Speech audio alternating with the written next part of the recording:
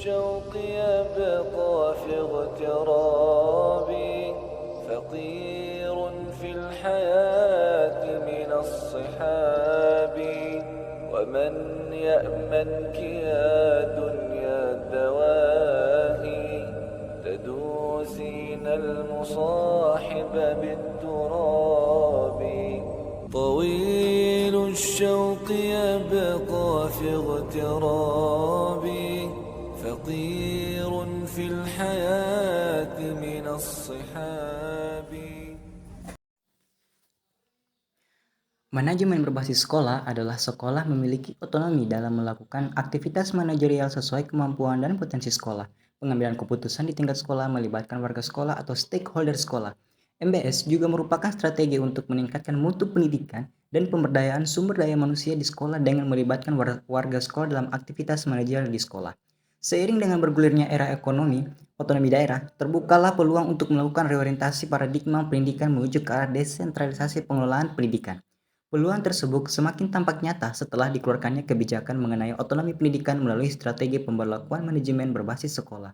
MBS bukan sekedar mengubah pendekatan pengelolaan sekolah dari yang sentralisis ke desentralisis, tetapi lebih dari itu, melalui MBS diyakini akan muncul kemandirian sekolah melalui penerapan MBS, kepedulian masyarakat untuk ikut serta mengontrol dan menjaga kualitas layanan pendidikan akan lebih terbuka untuk dimaksudkan. Dengan demikian, kemandirian sekolah akan diikuti oleh daya kompetensi yang tinggi akan akuntabilitas politik yang memadai.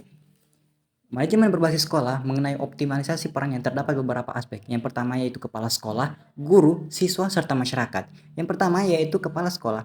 Peran kepala sekolah terdapat beberapa, yaitu yang pertama, peran kepala sekolah sebagai fasilitator.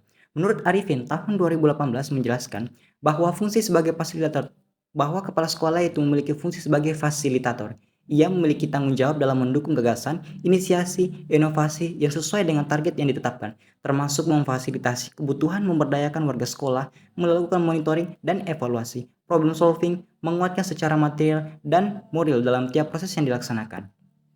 Selain itu, kepala sekolah diharapkan untuk mampu mengupayakan keuntungan dan manfaat atas perubahan, melakukan komunikasi mengenai capaian yang telah terlaksana, juga memberikan reward untuk subordinat yang berkontribusi.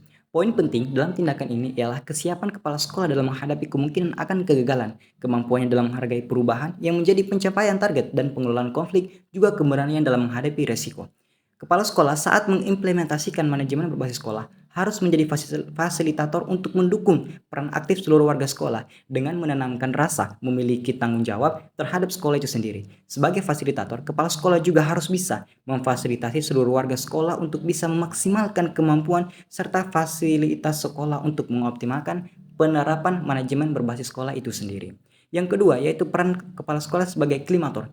Menurut Surat Raja tahun 2008, peran kepala sekolah dalam hal ini ialah menggerakkan dan juga meyakinkan seluruh warga sekolah sehingga membentuk iklim kondusif yang akan mendorong adanya kinerja maksimal sehingga peningkatan kompetensi berkala dapat tercapai.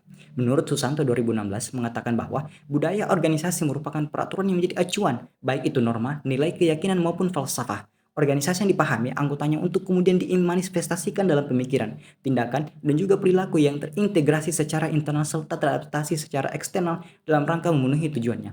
Kepala sekolah dituntut untuk membuat suasana sekolah menjadi nyaman bagi warga sekolahnya beraktivitas. Dengan suasana yang nyaman tersebut, diharapkan nantinya warga sekolah menanamkan rasa memiliki sekolah sehingga implementasi manajemen berbasis sekolah itu bisa berjalan secara optimal.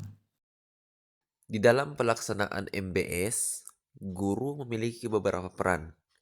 Yang paling pertama, memfokuskan perhatian pada pembelajaran siswa dan menggunakan otoritas pembuatan keputusan yang diberikan kepada sekolah untuk memperbaiki kurikulum dan program pengajaran bagi berhasilnya MBS. Yang kedua, melibatkan semua guru dalam pembuatan keputusan dengan membangun jaringan tim kerja dan forum pengambilan keputusan guru. Yang ketiga, memberikan kesempatan kepada sekolah dalam merekrut dan memilih staf termasuk guru agar dapat dihasilkan personil sekolah yang memiliki komitmen yang sesuai dengan visi misi dan budaya sekolah. Yang keempat, menciptakan budaya sekolah yang profesional untuk menghasilkan pembelajaran yang berkualitas bagi semua siswa, karena budaya profesional dapat diciptakan dengan adanya kesamaan tujuan, berbagi pengalaman, kesuksesan, dan kegagalan, dan adanya usaha bersama dalam pembelajaran. Yang kelima, memberikan penghargaan kepada staf yang menunjukkan kinerja yang sesuai dengan tujuan sekolah, dan sebaliknya memberikan sanksi kepada staf yang menunjukkan kinerja yang tidak sesuai. Yang keenam, mengontrol anggaran dan sumber daya agar dapat dimanfaatkan secara maksimal bagi keperluan sekolah. Baik, selanjutnya kita melangkah kepada optimalisasi peran aktif siswa dan masyarakat. Nah, jadi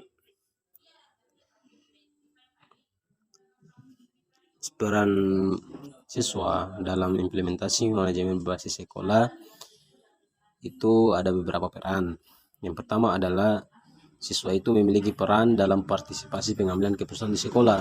Nah, jadi mereka ini siswa dapat memberikan masukan, pendapat dan aspirasi mereka terkait kebijakan-kebijakan sekolah yang akan diimplementasikan. Nah, yang kedua, siswa juga bertanggung jawab untuk menjaga disiplin dan kepatuhan terhadap aturan sekolah. Nah, jadi mereka ini harus patuh terhadap tata tertib sekolah, norma-norma sosial, serta nilai-nilai yang telah ditetapkan oleh sekolah. Nah, terus yang ketiga adalah siswa itu harus mampu memiliki peran untuk mengikuti proses pembelajaran yang aktif. Nah, jadi mereka ini harus hadir di kelas, memperhatikan penjelasan guru, bertanya jika ada hal yang tidak dipahami, serta berpartisipasi dalam diskusi dan kegiatan pembelajaran lainnya. Yang keempat yaitu siswa harus memiliki peran untuk menjaga kebersihan dan kerapian lingkungan sekolah. Nah, jadi siswa juga harus merawat fasilitas sekolah, membuang sampah pada tempatnya, serta menjaga kebersihan kelas dan area sekolah lainnya. Yang kelima yaitu siswa memiliki peran untuk menghargai keragaman dan menghormati perbedaan di lingkungan sekolah. Jadi siswa harus mencerminkan dan menghormati perbedaan latar belakang, suku, agama, dan budaya antar siswa. Nah, terus yang terakhir, yang keenam, siswa juga berperan sebagai agen pembelajaran dalam proses pendidikan. Mereka harus aktif dalam mencari informasi, belajar mandiri, serta mengembangkan keterampilan dan pengetahuan mereka. Nah, selanjutnya optimalisasi peran aktif masyarakat. Nah, jadi salah satu ciri utama dari manajemen sekolah yang berorientasi pelayanan publik adalah adanya pelibatan wali murid dan masyarakat dalam menentukan kebijakan pendidikan. Nah, dua komponen ini bekerja sama dengan sekolah, duduk dalam satu meja merencanakan dan mendiskusikan bagaimana menyelesaikan masalah pemerataan pendidikan sekaligus juga meningkatkan mutu pendidikan. Nah, adapun di antara peran masyarakat dalam manajemen bersekolah, nah yang pertama, masyarakat memiliki peran dalam partisipasi pengambilan keputusan di sekolah. Nah, jadi masyarakat itu mereka dapat memberikan masukan, saran, dan dukungan terhadap kebijakan-kebijakan yang akan diimplementasikan di sekolah. Nah, yang kedua, masyarakat memiliki peran untuk mendukung program-program pendidikan yang diselenggarakan di sekolah. Jadi masyarakat juga harus turut serta dalam kegiatan sekolah, memberikan sumbangan dan donasi, serta memberikan bantuan dalam bentuk waktu, tenaga, atau sumber daya lainnya. Nah, yang ketiga, masyarakat memiliki peran untuk mengawasi dan memantau kinerja sekolah dalam melaksanakan program-program pendidikan. Mereka dapat memberikan umpan balik, evaluasi, dan saran terkait dengan kinerja sekolah agar dapat harus meningkatkan kualitas pendidikan. Nah, yang keempat, masyarakat memiliki peran untuk menggalang dukungan dan kerjasama antar stakeholder pendidikan, termasuk guru, siswa, orang tua, dan pihak terkait lainnya.